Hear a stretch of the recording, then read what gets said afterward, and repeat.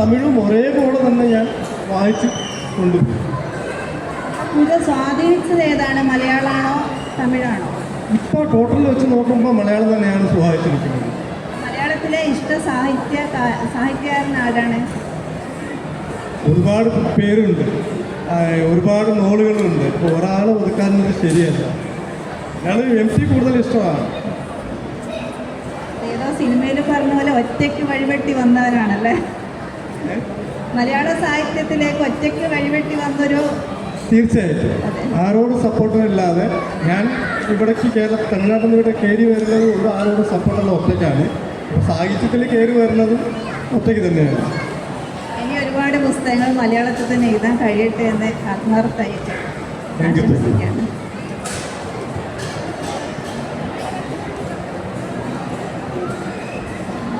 ഇനി ആർക്കെങ്കിലും ചോദിക്കാനുണ്ടോ?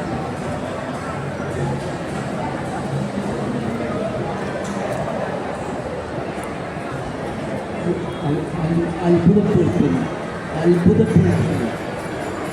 ഇളങ്കോവൻ്റെ സാന്നിധ്യം അത്ഭുതപ്പെടുത്തുന്നു. You make me wonder. Thank you. ഞാൻ ഒരു ചെറിയ എഴുത്തുകാരൻ, ഒരു 3-4 കൃതികൾ. പക്ഷെ ഈ പരാജയം വിജയമൊക്കെ ഒരുപാട് കാലം മനസ്സിൽ സൂക്ഷിച്ച ആളാണ്. പക്ഷെ അതിൻ്റെ ഒരു റെസ്പോൺസിബിലിറ്റി അത്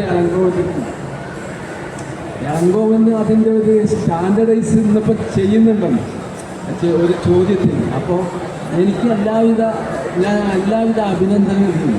ഈ എഴുത്ത് ഇളങ്കോവൻ മലയാളത്തിൽ എഴുതുന്നു എന്ന് പറഞ്ഞു കഴിഞ്ഞാൽ തന്നെ അത്ഭുതമാണ്.